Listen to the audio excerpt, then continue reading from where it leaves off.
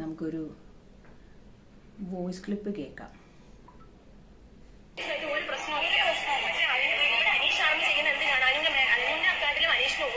മനസ്സിലാക്കി ആ സമയം മുതൽ വളരെ മോശമായിട്ടുള്ള ഡീഗ്രേഡിംഗ് ആണ്. നമുക്കൊരു ലൈഫ് ഉള്ളതാണ്, അത് നമുക്ക് ഒട്ടും ഇപ്പൊ അക്സെപ്റ്റ് ചെയ്യാൻ പറ്റാത്ത വിധത്തിൽ എത്തിക്കൊണ്ടിരിക്കുകയാണ്.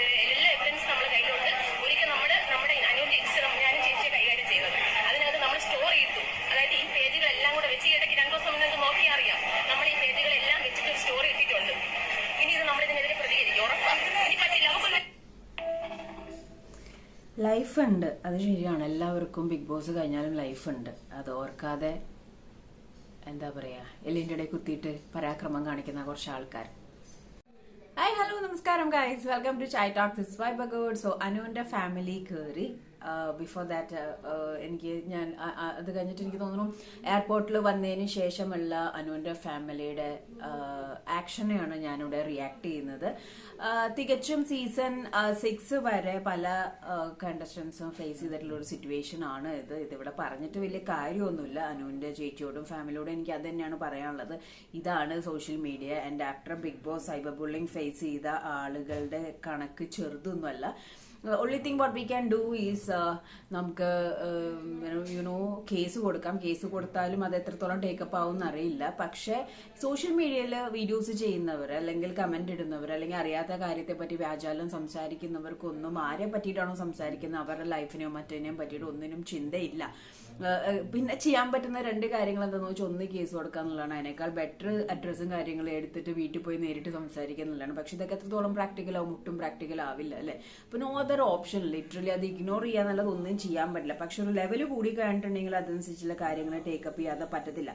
അപ്പൊ ഇവിടെ അനീഷിന്റെ ആർമി ടീം, അയാള് നല്ലൊരു മനുഷ്യനാണ്, നല്ല രീതിയിൽ ഗെയിം കളിക്കുന്നതാണ്. പക്ഷെ അൺഫോർച്ചുനേറ്റ്ലി അയാളുടെ ആർമി കാണിച്ചു വെച്ചിരിക്കുന്ന കുറച്ച് കാര്യങ്ങളെ പറ്റിയിട്ട് സംസാരിക്കുന്നുണ്ട്. അപ്പം അതില് അനുവിന് ആണ് കപ്പ് കിട്ടാൻ ചാൻസ്, അല്ലെങ്കിൽ അനുവിനാണ് വോട്ട് കൂടുതൽ എന്ന് കണ്ടിട്ട് ഇവർ കാണിച്ചു വെക്കുന്ന ഓരോ കോലാഹലങ്ങളെ പറ്റിയിട്ടാണ് ഇവർ സംസാരിച്ചുകൊണ്ടിരിക്കുന്നത്. അതിനകത്ത് ഭയങ്കര എക്സ്ട്രീം ആയിട്ടുള്ള ഇതിന്റെ എല്ലാത്തിന്റെയും പ്രൂഫും കാര്യങ്ങളും എല്ലാം അവർ എടുത്തു വെച്ചിട്ടുണ്ട്. എക്സ്ട്രീം രീതിയിലാണ് കാര്യങ്ങൾ പോയിക്കൊണ്ടിരിക്കുന്നത് എന്നാണ് സംസാരിക്കുന്നത്.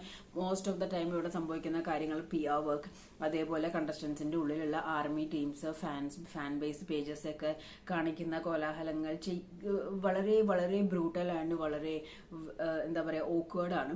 അതിനൊക്കെ ലീഗലി വേണ്ട രീതിയിൽ ആക്ഷൻസ് എടുത്തു കഴിഞ്ഞിട്ടുണ്ടെങ്കിൽ അത് എക്സ്ട്രീം ലെവലിൽ കോംപ്ലിക്കേറ്റഡ് ആവും. പക്ഷെ അതിന്റെ പുറകെ ഇറങ്ങി നടക്കണം എന്നുള്ളതാണ്. പിന്നെ എനിക്ക് പറയാനുള്ളതെന്ന് വെച്ച് കഴിഞ്ഞാൽ, ഇത് ഇവിടെ ഇങ്ങനെയാണ്, എത്ര പറഞ്ഞിട്ടും കാര്യമില്ല. ബിഗ് ബോസ് എന്ന് പറഞ്ഞിട്ടുണ്ടെങ്കിൽ അതിൽ നിന്ന് ഇറങ്ങി കഴിഞ്ഞിട്ടുണ്ടെങ്കിൽ സൈബർ ബുള്ളിങ് ചെറുതൊന്നല്ല.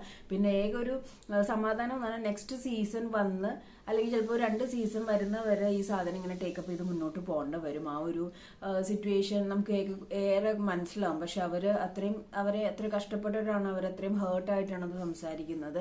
അപ്പം ഇത് ഗെയിമാണ്. അപ്പം ഗെയിമിനെ ഗെയിമായിട്ട് തന്നെ എടുക്കുക, മറ്റുള്ളവരുടെ ലൈഫ് വെച്ച് കളിക്കാതിരിക്കുക. ഇത് എത്ര കാലം പറഞ്ഞാലും തീരാത്ത ഒരു കാര്യമാണെന്ന് ഞാനും കുറെ ഫേസ് ചെയ്തിട്ടുള്ള സിറ്റുവേഷൻ ആണ്. ഇവന്റെ ഫാമിലി മോളടക്കം കുറെ ഫേസ് ചെയ്തിട്ടുള്ളതാണ്. അതനുസരിച്ച് നമ്മൾ ലീഗലി കാര്യങ്ങളെല്ലാം ടേക്കപ്പ് ചെയ്തു.